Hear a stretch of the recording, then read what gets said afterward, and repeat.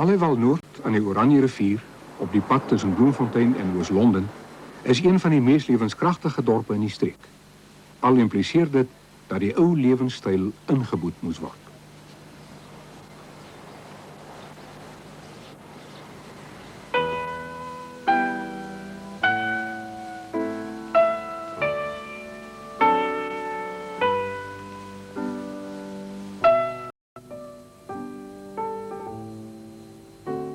Die stofpaaie van vroeger het plek gemaak vir verkeersstrate.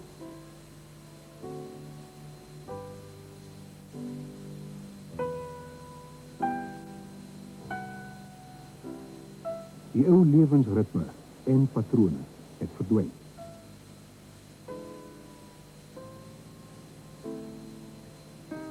Die hotel van vroeger is gemoderniseer.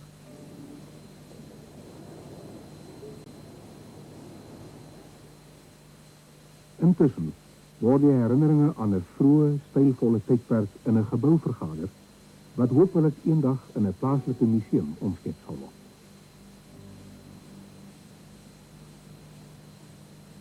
Die hotel op Dordrecht dien nog as herinnering aan 'n groter en meer dinamiese gemeenskap. Op sy dag, so 70 jaar gelede, het dit as die modernste hotel in die gebied bekend gestaan.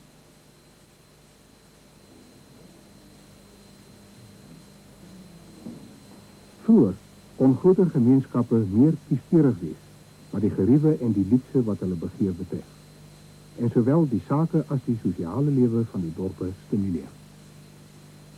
Daar was in elke gemeenskap 'n groter aantal winkels, wat ook 'n groter verskeidenheid van goedere aangebied het. Veral die Joodse smouse en ook later Joodse winkeliers en ander sakemanne het heelwat tot die lewenskragtigheid van die Noord-Oos-Kaap bygedra. Oor die jare heen het die plaaslike owerhede heelwat geagiteer om die paaiestelsel verbeter te kry.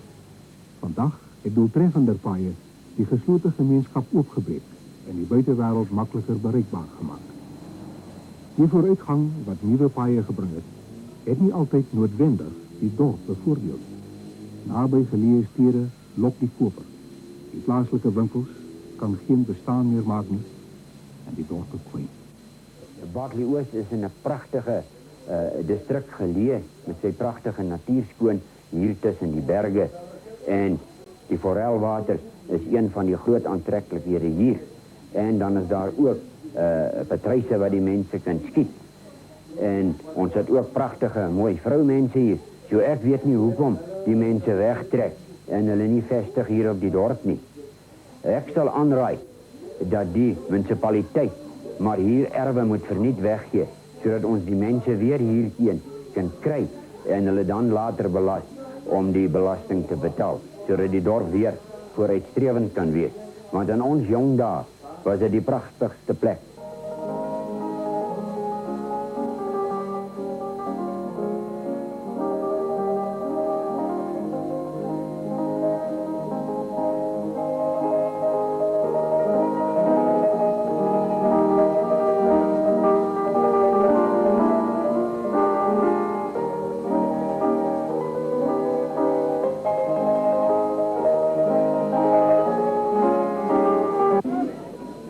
Volgens baie mense sou die aanmoediging van toerisme 'n oplossing bied vir die heersende ekonomiese probleme. Veral na die warmwaterbronne van Allewal Noord, wat reeds meer as 'n eeu lank bekendheid geniet. Oor die jare het die dorp 'n gewilde vakansieoord gebly. En ander gemeenskappe kyk met 'n sekere afguns na die groot getalle vakansiegangers wat hierheen gelok word. En na die inkomste wat hulle bring. In een stadium het die Albert Goudmynmaatskappy by Burgersdorp die moontlikheid van grootskaalse mynbedrywighede gebied. Op Molteno en Indwe was daar in die verlede wel 'n tyd lank 'n steenkoolbedryf, wat weens die lae graad van die steenkool doodgeloop het. Die steenkooldraande grond is wel geskik vir die maak van bakstene, en naby Molteno was daar 'n goed gevestigde baksteenmakery waarvan die skoorsteen as herinnering oorbly.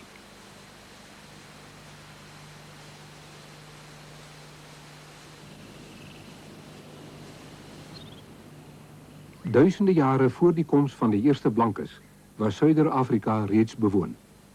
En die klowe en valleie van die Noord-Oos-Kaap het rondtrekkende groepe Sam of Boesmans hulle in die somers gevestig.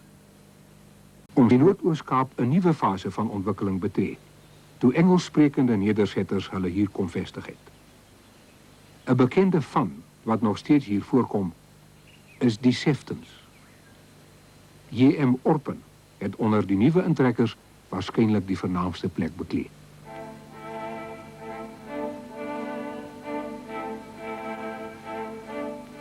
Die Engelssprekendes het hul eie leefwyse en hul eie loyaliteite met hulle saamgebring.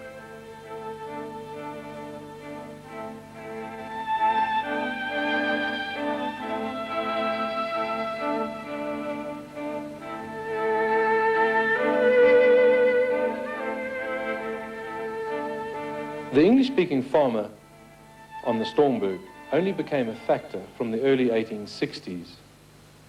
And despite the fact that the Afrikaner had justifiable misgivings about the English, these groups soon got together for the benefit of the district. This is very evident from the fact that when volunteers were called for during the 9th and the last Frontier War, volunteers from both English and Afrikaans sections saw service in this war. Teen die einde van die eeuw het die ontwakende nasionalisme van die Afrikaner nuwe spanning meegebring.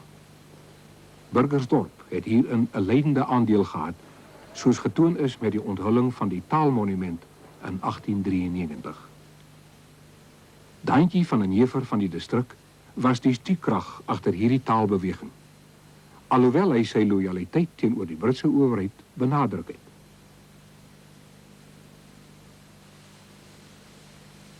Toch kom die optogte van destyds militaristies voor. Die Anglo-Boereoorlog, wat kort hierna uitgebreek het bestaande verdeeldheid verskerp en wonde nagelaat wat lank nie genees het nie. Oorlogsgedenktekens en grafte het as herinnering oorgebly.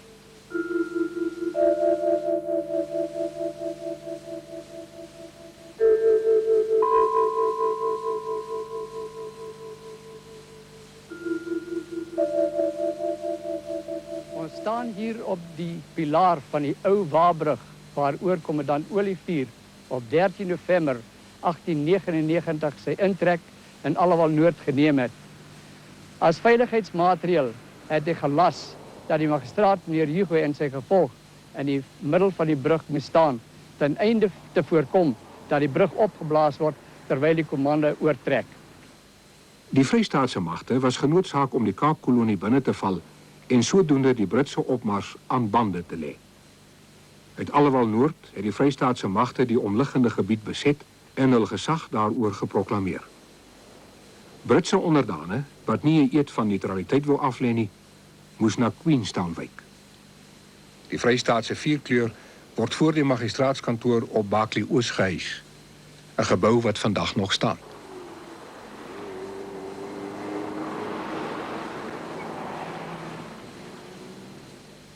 Deur 'n groot gedeelte van die plaaslike boerebevolking is die kommando's verwelkom en baie mans het as rebelle by hulle aangesluit. Die slag van Stormberg, waar die Engelse troepe op vernederende wyse verslaan is, het die hoogtepunt van hierdie veldtog uitgemaak, alhoewel die Engelse opmars slegs tydelik daardeur gestuit is. Die seevierende Britse magte kon op die duur egter nie teruggehou word nie. Eerlank is die hele gebied deur hulle beset en deur die loyale inwoners is hulle geesdriftig welkom geheet. Ook die sosiale lewe het as gevolg van die besetting opgebloei.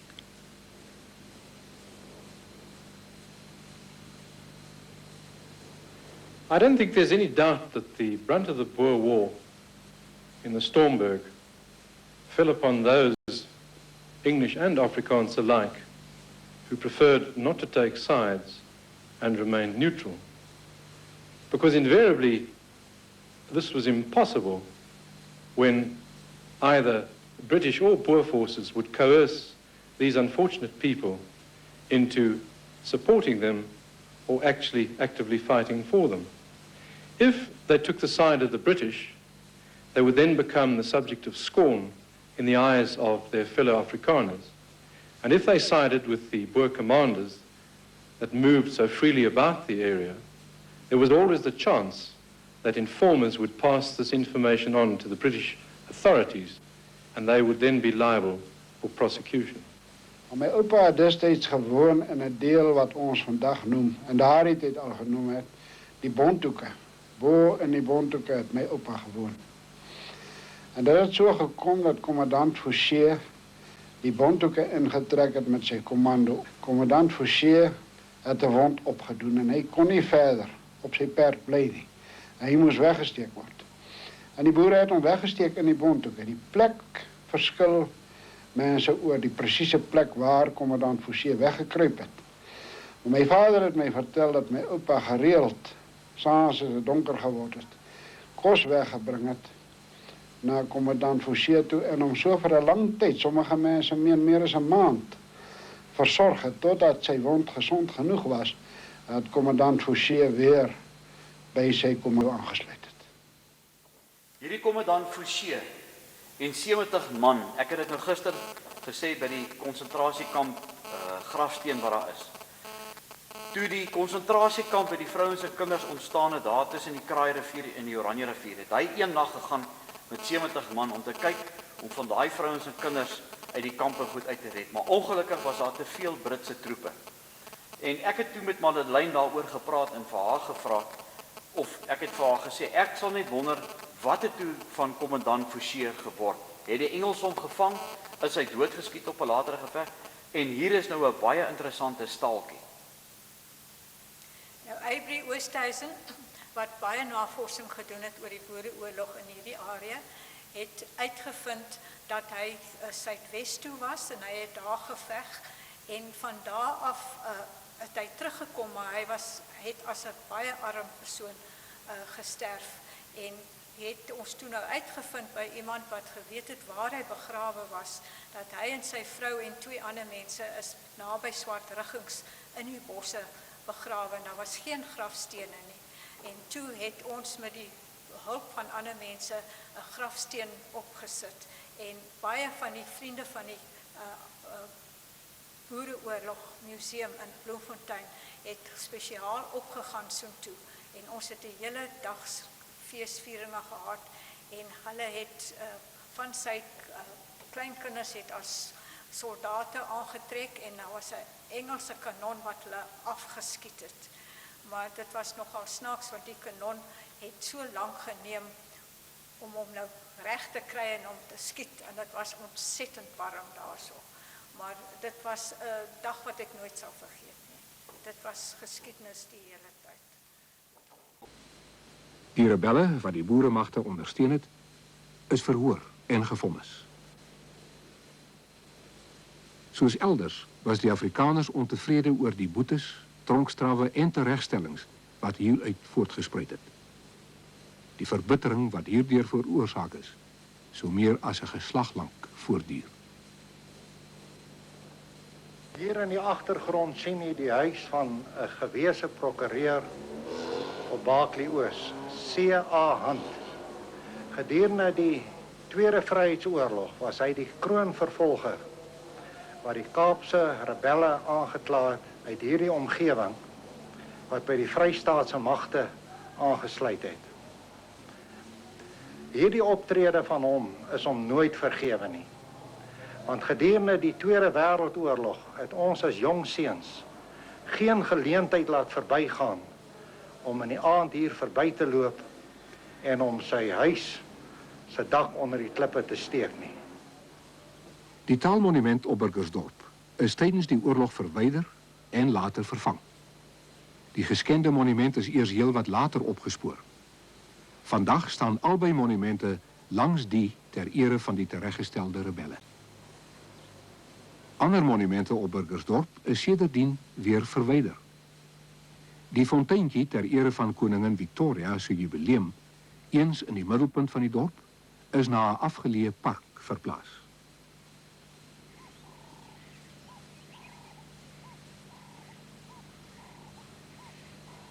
Vandag is daar sprake dat dit weer na die dorpsentrum teruggeplaas sal word. Met uniewording is die verdeeldheid in sekere mate besweer. Hier verenig die inwoners van Allewal Noord hulle vir boomplanting om die geleentheid te vier. In die jare na uniewording het toenadering en samewerking tussen Afrikaans en Engelssprekende weer op die platteland moontlik begin word.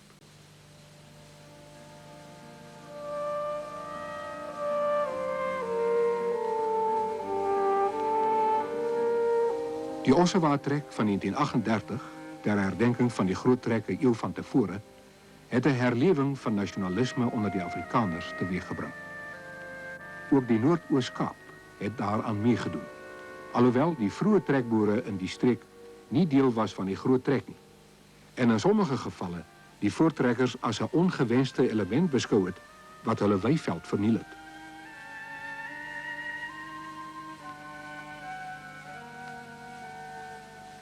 Gedurende die beginjare van die Tweede Wêreldoorlog het die Afrikaners se gevoel en veral die van die jeug sterk opgevlam hier in Noord-Oos-Kaap. En daardie 10 Oktober van 1940 was 'n rooi letterdag in die geskiedenis van die Hoërskool Baaklie Oos. Feitelik alle leerlinge het daardie dag gestaak en geweier om skool toe te kom. Met vlae en baniere het hulle vanaf die middeplein van die dorp marcheer, feesverrigtinge gehou en die skool tot stilstand gebring. En waaraan dink 'n mens as jy praat van organisering? Enigiemand van julle? Ordelikheid. Onder die beskerming van die plaaslike rapportryierskorps en ander organisasies bevorder die Afrikaner steeds sy kultuurbelange in die Noord-Oos-Kaap. Daar word onder meer jaarliks 'n jeugleierskursus gehou vir die hoofseuns, hoofdogters en prefekte van die plaaslike skole. Om na jou leerlingraad of jou onderwysers toe te gaan en die probleme te kan bespreek. In die distrik Dordrecht bestaan daar nog 2 afsonderlike boereverenigings vir Afrikaans en Engelssprekendes.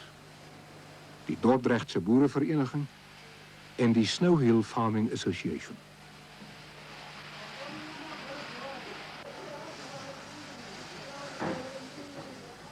Muntspore van die ou verdeeldheid tussen die blanke groepe het egter oorgebly. Op Burgersdorp word die blokhuis uit die Anglo-Boereoorlog as vergadersaal vir die tafelronde gebruik, waar maatskaplike projekte bespreek word.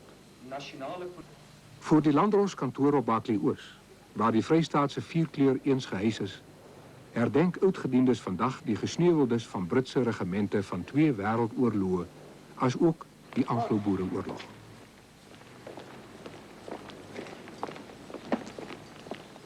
Die gedenkteken word deur Afrikaans en Engelssprekende lede van die kommando omlyn, wat vandag 'n gesamentlike gevaar moet teenstaan. En word die diens in Afrikaans gelei. En terroriste voorvalle kom ook al hoe meer voor deesdae in die Republiek. Ag, dink maar aan die dinge van elke dag. Die inflasie, geldwaarde wat afneem. Die geweldige aanslag op ons Afrikaners. God sorg vir sy kinders. Amen. Kaptein van der Berg.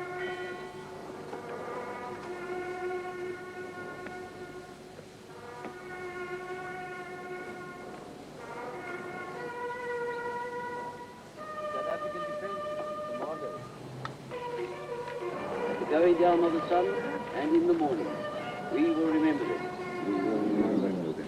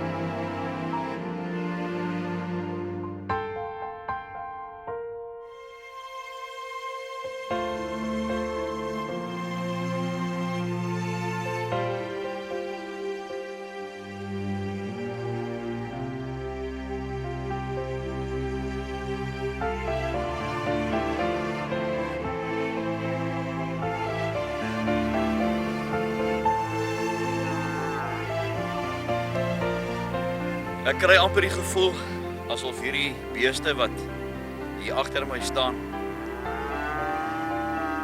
en wat so 'n bulk ook deel wil hê aan hierdie hartseer verhaal. Nie 'n verhaal nie, maar die werklikheid wat hier in Allewal Noord afgespeel het. En as 'n mens dink, in 1 maand in die Heilbron distrik het hierdie imperialistiese Britse magte oor die 17.000 stuks vee doodgemaak. En selfs hier in Allewal Noord het dieselfde gebeur, waar 'n vrou skryf in professor Raad se boek, dat die dag toe die swartes wat opgekommandeer was deur die Engelse om teen die boere te beklei of hulle te gaan haal of te gaan soek, toe hulle die dag by die plaas aankom, het hulle ongeveer 400 skape gehad. En dit het hulle omtrent 6 dae geneem, soos wat hulle nou deur hierdie swartes na die konsentrasiekamp toe geneem was. En sy skryf ook in haar boek dat hulle op een stadium by 'n steil helling afgegaan het. En dat hierdie moedwillige mense hierdie skape basies onderdeur die ossewaans se wiele gejaag het. En so die ossewaans hierdie skape doodgetrap. Nou kan u jouself indink, as jy nou so 'n prachtdier vat wat hier agter my staan terwyl hy lewendig is, hom net op een of ander manier op die grond kry en 'n bout lewendig uit so 'n dier uitsny. Wat se pyn en lyding nie so 'n dier ook moet hê nie. Sal ons ooit werklik besef wat het hierdie mense deurgemaak in hierdie konsentrasiekampe? Ek glo nie in ons wildste drome kan ons dit ooit besef nie. Hierdie kamp is in Januarie 1901 gestig. En dan het Lord Roberts nog die vermetelheid om in Mei 1902, toe die oorlog beëindig is, daar te skryf. Hulle het hom gevra nou, as hy nou moet terugkyk oor die tyd van die oorlog wat plaasgevind het tussen die Britte en die boere. Wat is sy gevolgtrekking? En hy skryf nogal met vermetelheid, en dit is aangeteken in 'n boek, ek gaan nou vir u die naam gee. Hy skryf in daai boek, daar is niks. Al wat jy sien is afgebrande plase. En ek mis die diere. Nou vir 'n bevelvoerder om tot die uiterste toe gegaan het en niemand te geontsien het nie, omdat hulle die goud en diamante van Suid-Afrika wil gehad het. Weet ek nie hoe vergewe 'n mens so 'n mens nie. Daar kom baie keer baie vrae by 'n mens op rakende hierdie konsentrasiekampe. En dan wonder 'n mens, hoe en wat het hier hierdie vrouens en kinders se gedagte gegaan die dag toe die Engelse op hulle plase gearriveer het en hulle daar die minimum moes gevat het om te oorleef. Hulle het nie geweet, hulle het geweet daar was oorlog gewees, maar hulle het nie geweet, ja, wat wag vir hulle in hierdie konsentrasiekampe nie. En toe ons nou gister by die Kampkerkhof, die oorspronklike begrafplaas van hierdie konsentrasiekamp aankom, lees ek ook in die boek wat in hierdie museum is hier in Allewal Noord, dat daar 4 tot 7 mense in een graf begrawe is. So baie van daai huisgesinne het nog saam lewendig hier aangekom. En so min het weer as 'n huisgesin hier van Allewal Noord af vertrek na hulle plase toe. Die kampdokter was 'n dokter Watson gewees. Nou, ek glo dit is enige dokter se plig om te help waar hy kan en om te red waar hy red, maar hoe deel jy jouself op? Met hierdie kampbevolking in 1901, hier naby Desember maand was al amper 5000 vrouens en kinders in hierdie kamp. So, hoe besluit jy nou wie word eerste gehelp? Help jy die kinders eerste of help jy die moeders eerste? Help jy die moeders eerste, is daar daarom nog 'n manier dat hulle die kind kan vertroos en kan help om medisyne en goed in te gee. Maar as jou kind op sterwe lê en daar is 300 kinders wat ernstig siek is as gevolg van ingewande koors, as gevolg van die masel epidemie wat hier uitgebreek het, waar begin 'n mens help? Hierdie kamp is op 11 Januarie 1901 geopen. Nou as 'n mens die boek lees van professor Raad en jy lees ook hierdie boek wat in die biblioteek is, waar die Oranje rivier en die Kraai rivier hier by mekaar kom. Dit is so jammer dat ek net nie genoeg tyd gehad het om vir u te wys. Daar was die kamp gewees en hier is ook 'n mooi foto van hoe die kamp was. Nou presies hier waar ek staan en 'n mens kyk hier in die agtergrond van hierdie vlakte. So het dit gelyk. Daar was nie bome gewees nie. Al bome wat daar was onder langs die rivier gewees. Nou ons is nou redelik ver in April 2012. En ek kan vir u sê, die kar was vanoggend heeltemal nat geryp gewees. Die venster was eintlik opgeëis.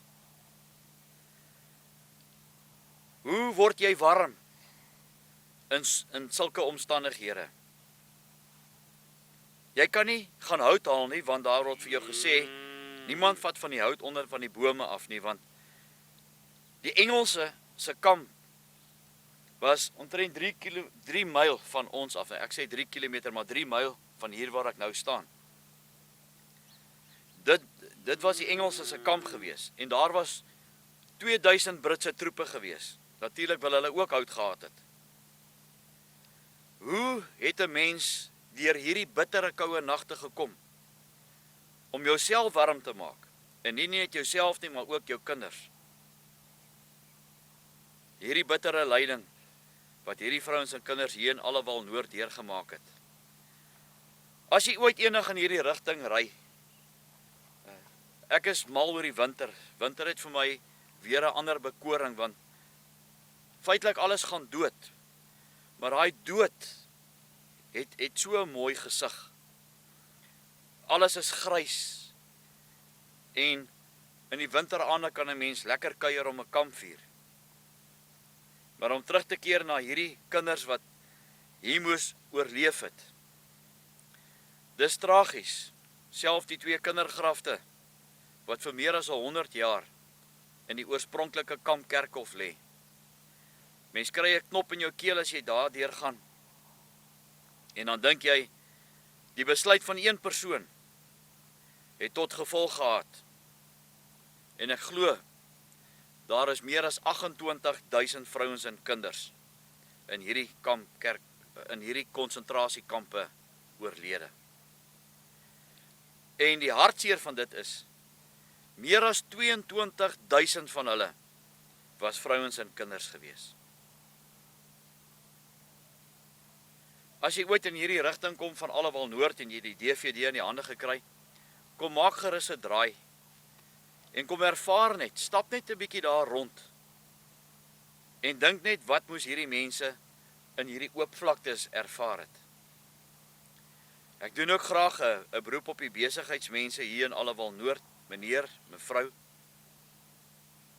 As jou boerehart nog lekker warm klop, ek is doodseker.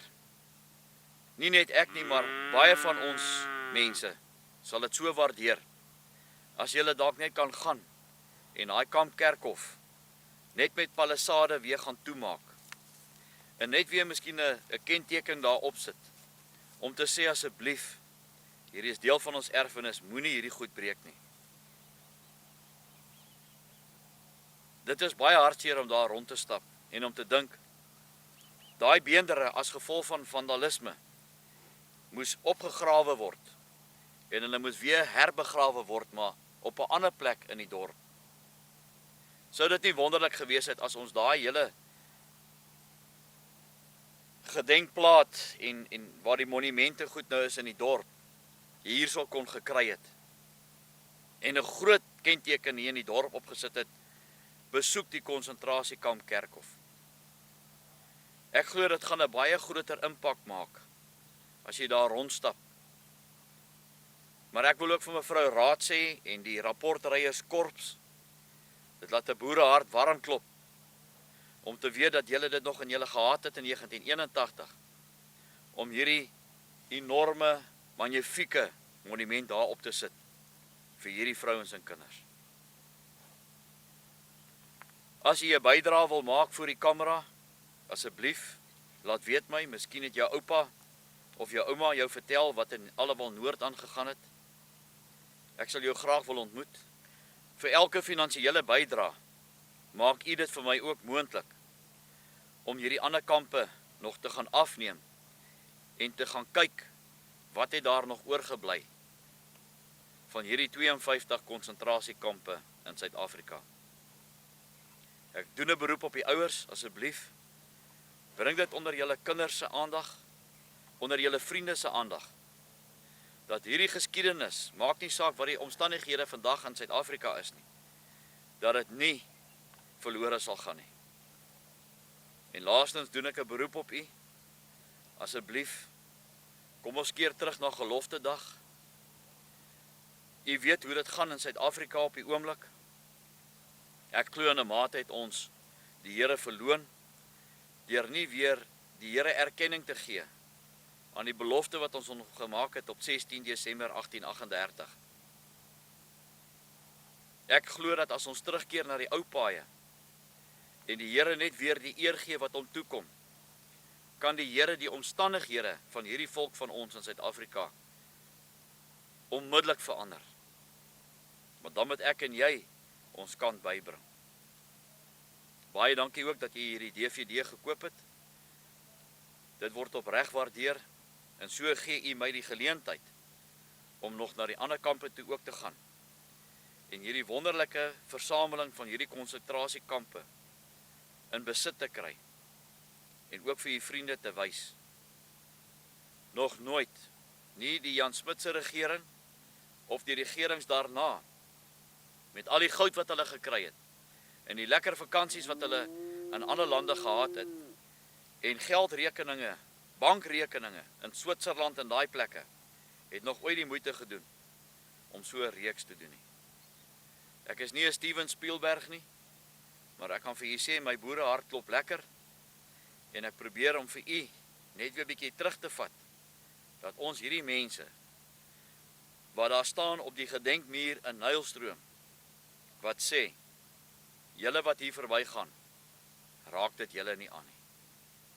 Nogmaals baie dankie. Ek wil ook vir Hannes en Madeleine, wat die kurators is van hierdie twee pragtige museums hier op Allewal Noord, sê baie dankie dat julle my uitgenooi het om deel te wees van hierdie wonderlike ervaring. En ek glo in my hart dat wie ook al by julle museums aandoen en 'n DVD koop, dat dit sal bydra dat ons hierdie wonderlike geskiedenis van ons mense, hierdie gelofte boerevolk, sal uitbrei.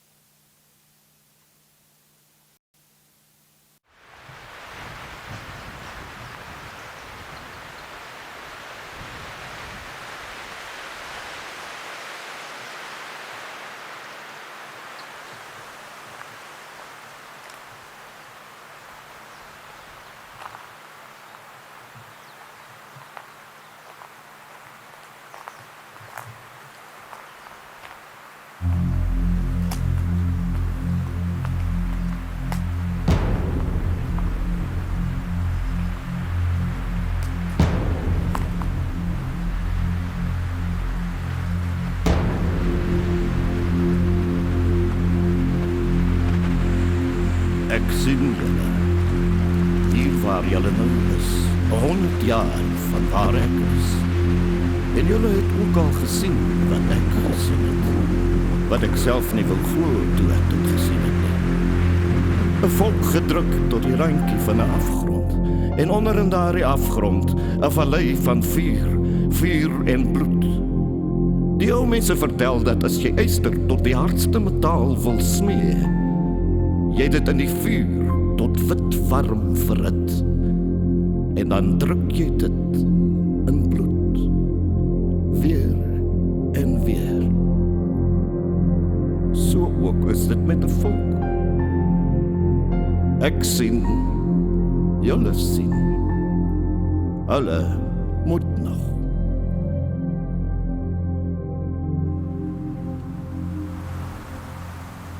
Ek is Madeleine Joubert en ek is verbonde aan die Allewal Museum en ek het destyds saam met Avery Oosthuizen gewerk met die Boereoorlog, het ons inligting versamel en Avery het met 'n ou swart man gesels wat vir ons kom wys het hierso waar die konsentrasiekamp was en waar die mense gebly het en so aan. En hy het vir ons vertel hoe hy geploeg het hierso en op al die blikkies en goederse afgekom het en so aan. En die mense was almal begrawe verder aan.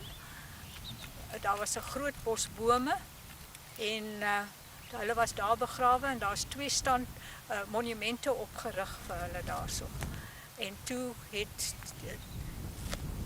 was die begraftes verwoes en toe het hulle dit opgegrawe en by die gedenktuin opgesit in die dorp, bokant die hoërskool. En die bosbome, die bome is naderhand almal afgekap, so die 2 monumente is nog daar. En dan is daar nog 'n monument by die rivier. Dit is waar die Kraai en die Oranje riviere bymekaar kom. As 'n mens nou, hier waar ons nou staan vandag, 'n bietjie hier rondloop, sal 'n mens nou nog enige aandenkings optel of iets wat hulle gehad het in die konsentrasiekampe? Mens kan seker, ek en Avery het wel goed hier gekry en so aan. Ja. Net soos die Britse soldate het bo op Kramberg, ons het daar geboer, daar teen Kramberg, en bo op het hulle 'n plek gehad, 'n fort gehad, en hulle het wat is hierdie ligte wat hulle hulle het gesyn van daar af Sastron en so om Bloemfontein toe met die ligte. En toe het my man ons 'n klomp mense opgevat en toe het hy iemand gekry in Sastron en hy het gesyn en daai persoon het vir ons teruggesyn. En daar was 'n ronde klip waar die perde in was en dan die klipstapel waar die sein op was. En ons het daar baie blikkies en goed nog gekry. Ja. Maar ek dink as 'n mens skrap en so aan en bietjie rondloop sal jy miskien iets kry. Mens weet nie nou al hierdie jare nie.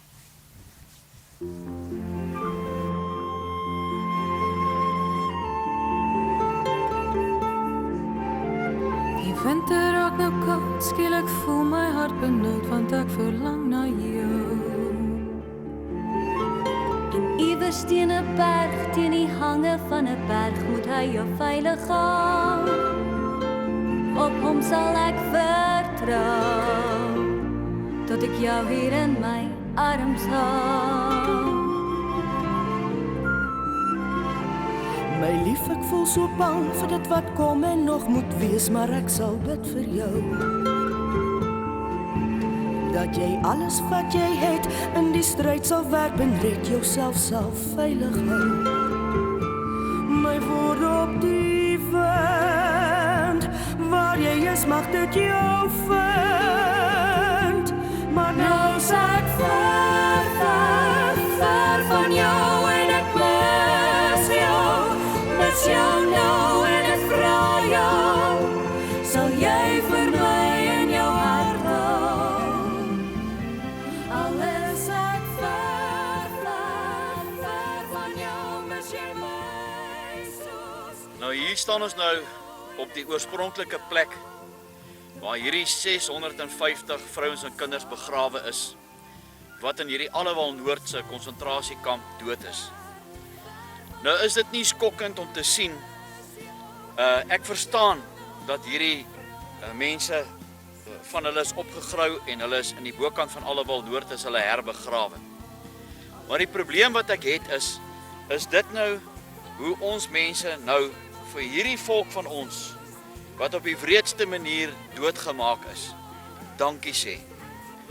Die twee grafte wat jy sien net hier so links agter my is 'n klein gedeelte van wat eintlik oorgebly het van hierdie vrouens en kinders wat hier tot sterwe gekom het. Ek doen 'n beroep op u. Help ons asseblief om hierdie erfenis te bewaar vir ons nageslag. Daar ry so baie van u deur Allewal Noord. Al gaan maak u net 'n draai by die museum. Al gee u ook net vir hulle 'n klein skenking. Dit sal opreg waardeer word dat ons hierdie erfenis behoue maak. Meer as 100 jaar terug kan ek myself voorstel hoeveel ma's en kinders net nie in hierdie kampe hartseer gehuil het oor wat hierdie Engelse aan hulle gedoen het nie. En vandag lyk dit so. Daar's niks oor nie. Daar staan net 2 kaal monumente. Net om te sê hier het hulle die hoogste prys betaal. Ek kan dit net nie verstaan nie. Dan neem ek ook ons regering verantwoordelik vir die nalatenskap. Geen ander volk sal verstaan wat hier in hierdie konsentrasiekampe gebeur het, behalwe hierdie gelofte boerevolk van ons nie. Asseblief, raak net weer betrokke. Kom span net weer die drade wat hier was, wat deur vandalisme of wie ook al afgebreek was, om te keer dat hierdie beeste nie verdere skade hier aanrig nie. Ek glo nie, hulle kon al die beendere wat hier was op hierdie grafte verskuif het daarna boontoe nie. Miskien is dit dalk nog van jou voorsate wat hierso lê.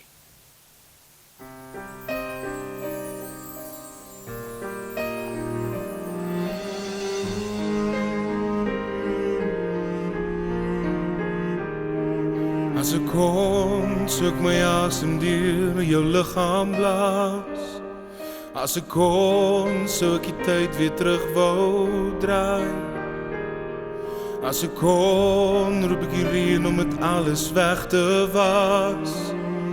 En die wind om het alles weg te waai. Want hier lê die wêreld Gods verlate. Hier lê die grond nou rooi met bloed. Hier vloei die trane nou soos water.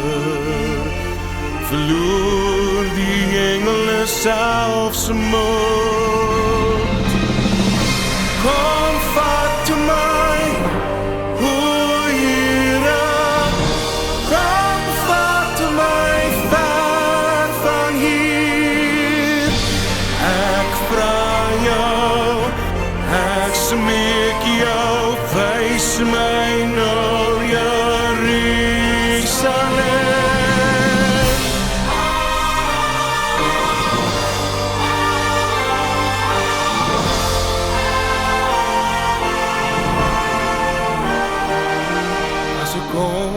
Sou ek my asem deur jou liggaam blaas. As ek kon, sou ek die tyd weer terug wou draai. As ek kon, roep ek die reën om het alles weg te was. En die wind om het alles weg te waai. Want hier lê die wêreld Gods verlate. Lê die grond nou rooi met bloed. Hier vloei die trane nou soos water. Verloor die engele selfs moed. Kom vat toe my, o Here. Kom vat toe my ver van hier. Ek smeek jou, wys my nou Jerusalem. Wys my nou Jerusalem. my nou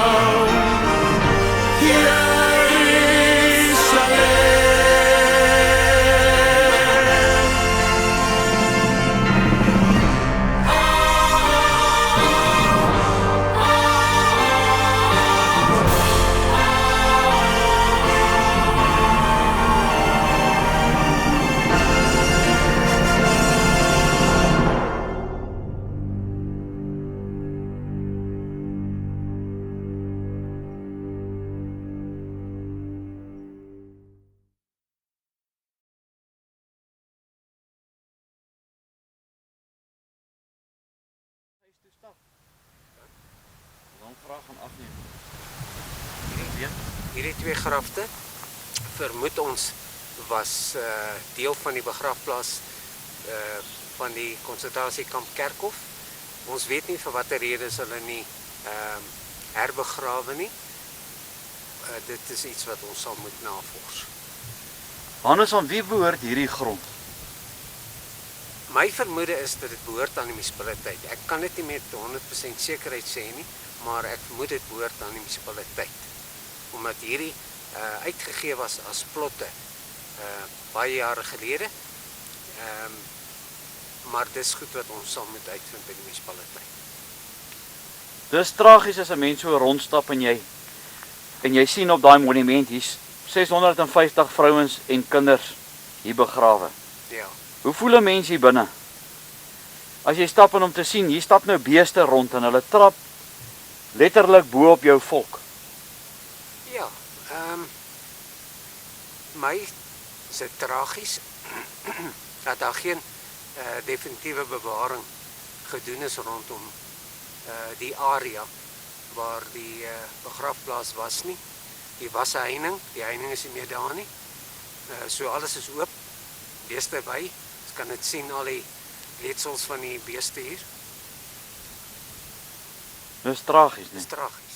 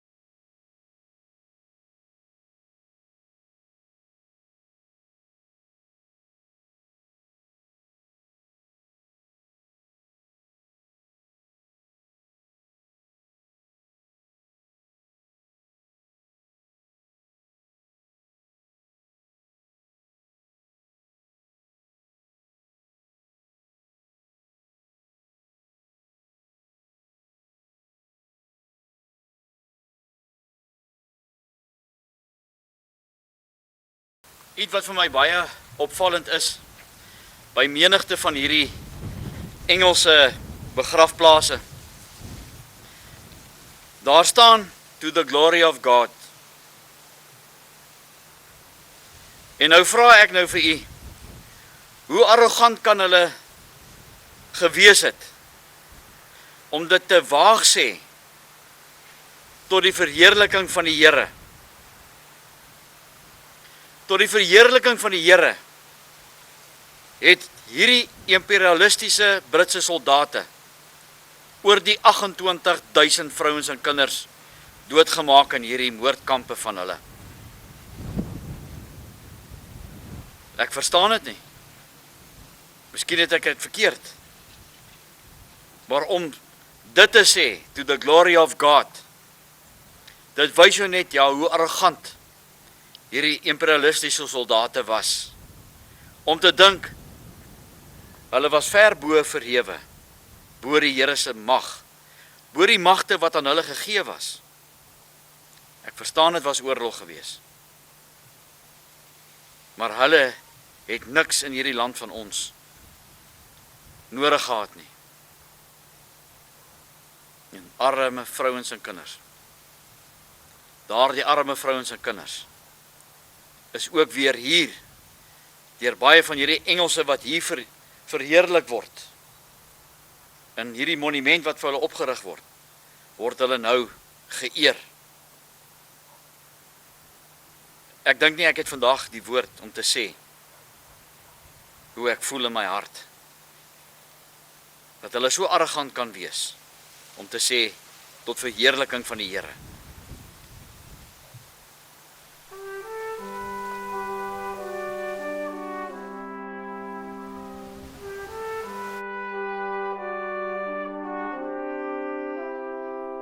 Ek sien jou waar jy lê, die mens, die siel, die vrou wie ek wil hê.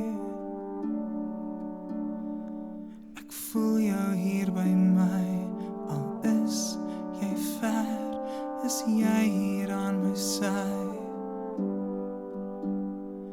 Die slagveld sal ek ken, sal ons verloor of sal ons wen. Maar tot die dood bly ek getrou, sal ek waak oor jou. Ek staan wag oor jou hart, in die dag, deur die nag, al is jy ver van my.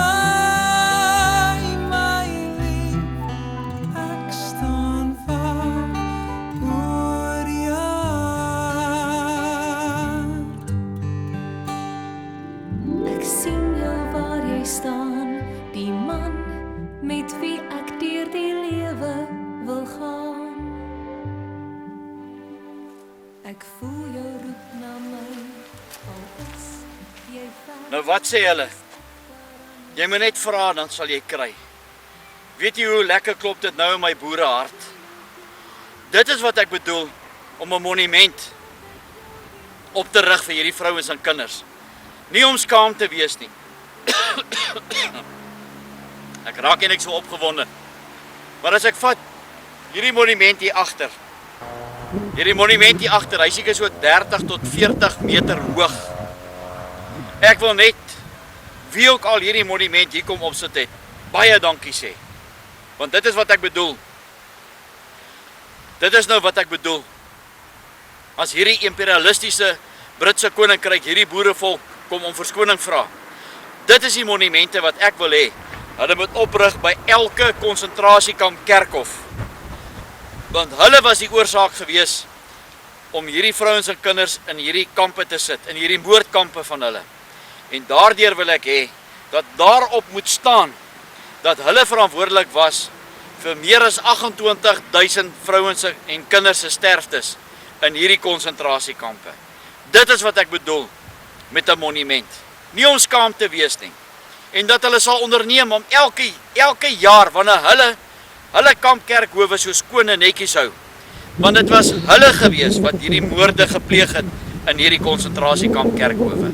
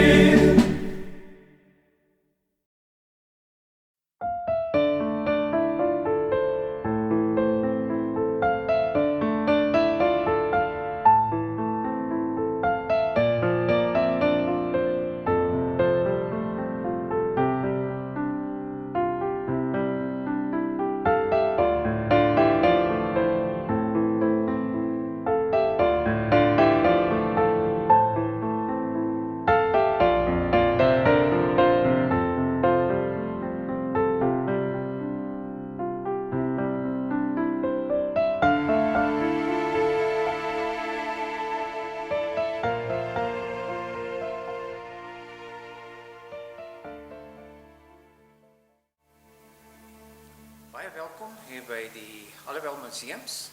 Ek is Hannes van der Berg van die wat kurator is van Allewel Noord se museums. Hier by ons is dan baie artikels uit die verlede uit, selfs vanuit die Boereoorlog tydperk uit, van 1899 tot 1902. Die museum is oop vir die publiek, te enige tyd, wanneer mense wil kom navorsing doen oor families, of navorsing wil kom doen oor die geskiedenis van die dorp. Enigeen is baie welkom om by ons aan te doen, om sodoende die navorsing te kan doen. Ons beskik oor 'n redelike groot argief oor die geskiedenis van die dorp, en enige een is welkom om navraag te kom doen en dan hier te kom sit, in 'n rustige atmosfeer om die navorsing te doen, en ons is bereid om te help met alles wat hulle nodig het, enige tyd. Hannes, sê vir my, watter dae is die museum oop? Die museum op hierdie oomblik is oop op maandags en vrydags vanaf 9 tot 12. Maar vanaf die 16 April gaan die museum oop wees op 'n daaglikse basis. So as jy nou op vakansie is, nee, en jy kom byvoorbeeld op 'n Dinsdag hier aan en die deur is toe, kan mense jou skakel as hulle dalk graag hier wil kom kyk? Ja. Die enige een wat ons museum gesluit vind, kan ons net skakel. Die nommers is op die voordeur van die museums. Kan ons net skakel, as ons dan nie uitstedig is nie, dan sal ons dadelik kom oopsluit. Maar daar's 2 persone wat gekontak kan word, myself en dan Madeleine Joubert. Een van ons 2 sal wel beskikbaar wees. As mense dalk artikels het by die huis wat hulle dalk nie meer gebruik nie, wat dateer uit daai tydperk uit, sal julle dit graag ontvang? Ons sal vreeslik graag, ons sal baie bly wees as mense met sulke artikels na ons toe kan kom, want vir ons is dit baie estetiese, geskiedkundige waarde, wat ons dan sodoende vir die mense kan bewaar. Hulle kan dit aan ons skenk, of hulle kan dit aan ons leen. Ons het daai leenbasis van die begin af hier, so mense is baie welkom om dit vir ons te bring. Moet dit noodwendig artikels wees wat te doen het met die geskiedenis van Allewal Noord en die ontstaan daarvan, of kan dit ook maar byvoorbeeld soos 'n koolstoof of iets wat oupa en ouma op die plaas gebruik het wat hulle nou nie meer aanvoeling voor het? Hulle is baie welkom. Enige artikel, groot of klein, kan hulle vir ons bring en ons sal dit vir hulle bewaar, vir hulle en hulle families.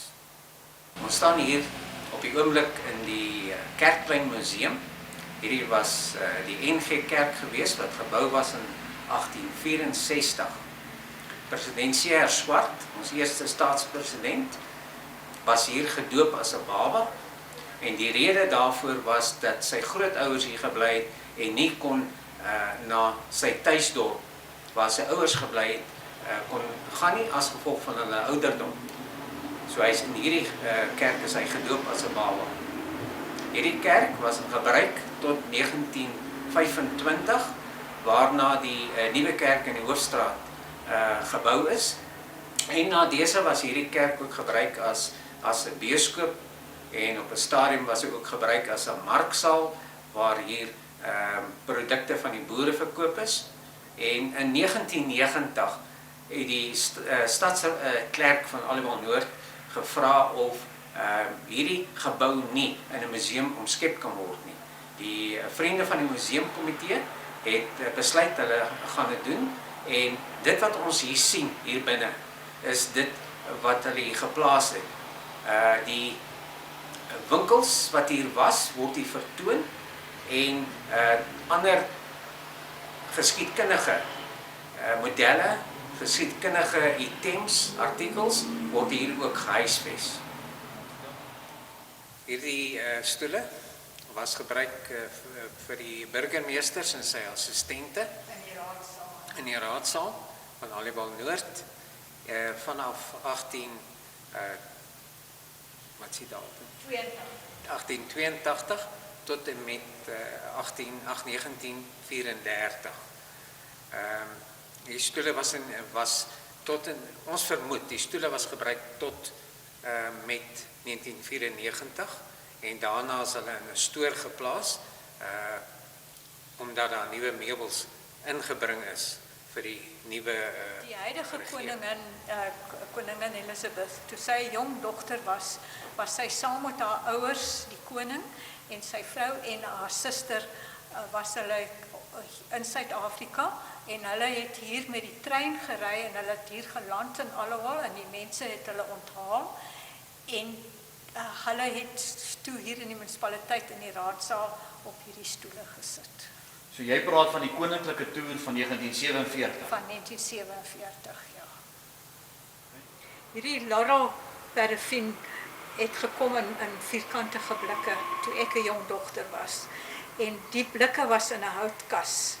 En my pa het al ons meubels in ons huis gemaak van die hout van die kaste. So hierdie sal ek altyd onthou, as ek dit sien, dan onthou ek die meubels toe ek 'n kind was, wat in ons huis was. Madeleine, hoe oud is jy nou? 77. Jy is nou 77 jaar. Ja.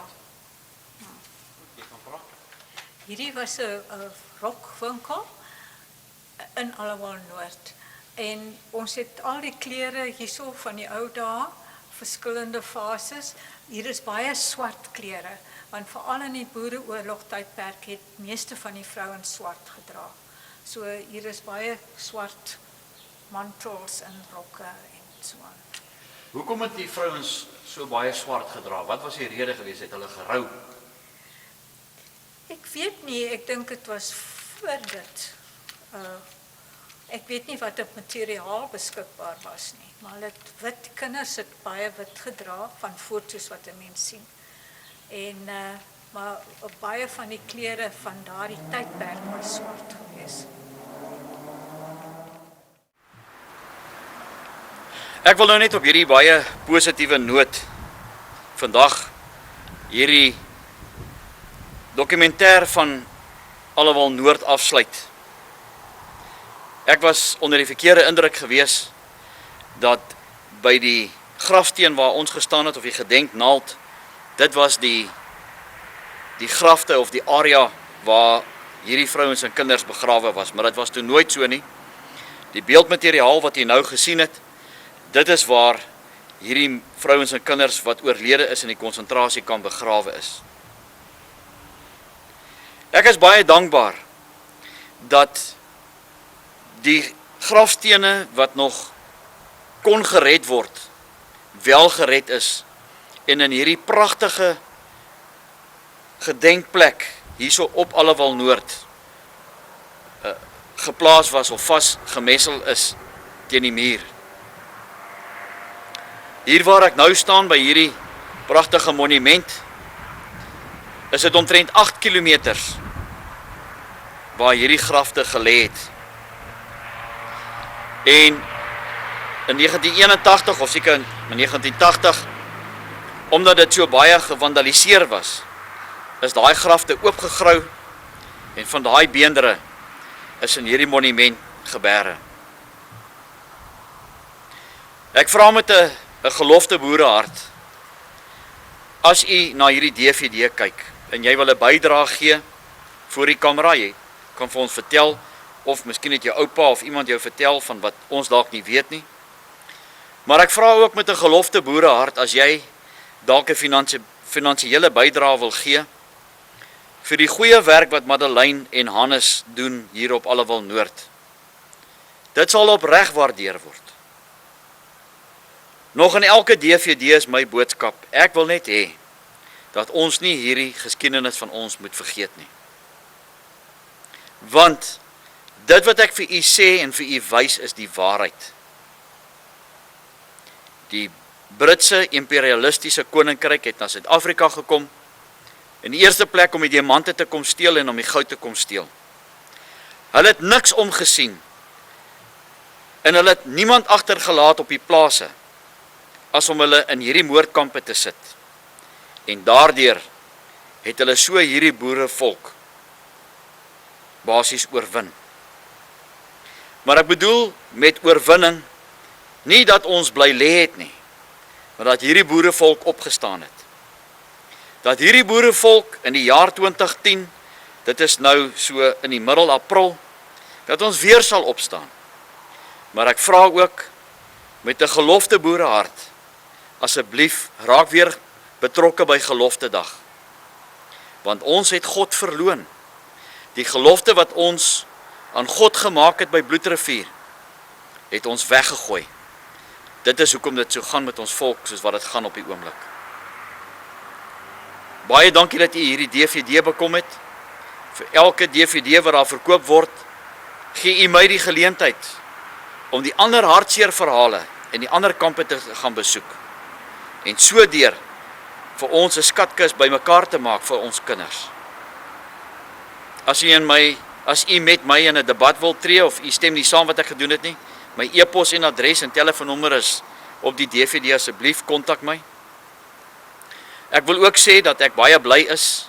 'n Agent van die BBC het my gekontak en vir my gevra om 'n reeks programme saam met hom te doen oor die konsentrasiekampe in Suid-Afrika. Ek het ook gesê op een voorwaarde, ek gaan nie doekies omdraai nie. Julle gaan die waarheid hoor. En in die tweede plek wil ek hê julle moet hier na Suid-Afrika kom in die wintermaande. Ek wil hulle vat 4 uur in die oggend. Sê maar Springfontein toe. En ek wil hê hulle moet beleef in die hartjie van die winter wat hierdie vrouens en kinders beleef het. Hoe dit ook al sy, as daai enige vergoeding wel uit hierdie reeks gaan kom, gee ek my woord aan u, dat daardie geld by plekke soos die, en by ons ander monumente, wat raak in die konsentrasiekampe, aangewend sal word. Ek vra weer asseblief, moenie gelofte dag vergeet nie. Vertel u kinders die waarheid, en as u nie weet nie, asseblief, kontak ons. Ek sal baie bly wees om vir u te vertel of om u te kom toespreek rakende hierdie konsentrasiekampe, rakende hierdie vergete moordkampe. Vir jare het niemand daaroor gepraat nie, en het is tyd dat hierdie gelofte boerevolk opstaan en dat ons die waarheid praat. Baie dankie.